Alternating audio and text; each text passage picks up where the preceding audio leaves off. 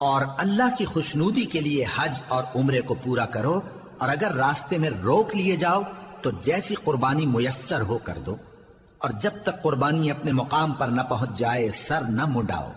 اور اگر کوئی تم میں بیمار ہو یا اس کے سر میں کسی طرح کی تکلیف ہو تو اگر وہ سر منڈا لے تو اس کے بدلے روزے رکھے یا صدقہ دے یا قربانی کرے۔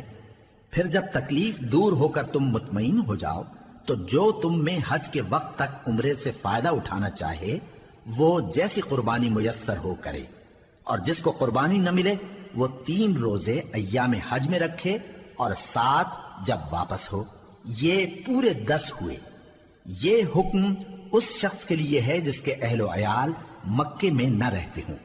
اور اللہ سے ڈرتے رہو اور جان رکھو کہ اللہ سخت عذاب دینے والا ہے۔ حج کے مہینے معین ہیں جو معلوم ہیں، تو جو شخص ان مہینوں میں حج کی نیت کر لے تو حج کے دنوں میں نہ عورتوں سے اختلاط کرے، نہ کوئی برا کام کرے اور نہ کسی سے جھگڑے، اور جو نیک کام تم کرو گے وہ اللہ کو معلوم ہو جائے گا۔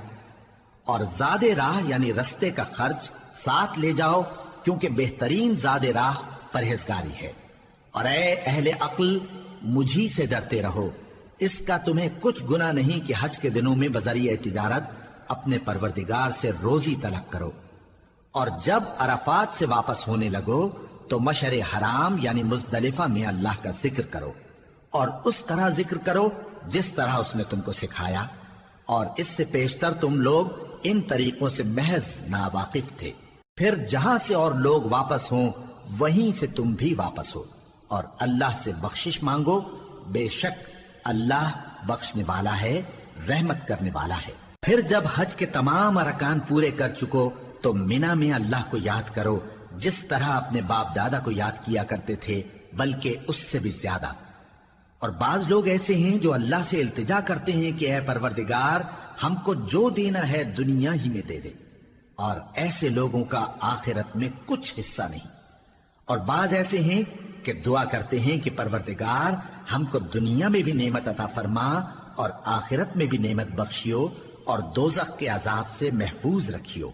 یہی لوگ ہیں جن کے لیے ان کے کاموں کا حصہ یعنی اجر نیک تیار ہے، اور اللہ جلد حساب لینے والا ہے۔ اور قیام منا کے دنوں میں جو گنتی کے دن ہیں اللہ کو یاد کرو، اگر کوئی جلدی کرے اور 2 ہی دن میں چل دے تو اس پر بھی کچھ گناہ نہیں، اور جو بات تک ٹھہرا رہے اس پر بھی کچھ گناہ نہیں۔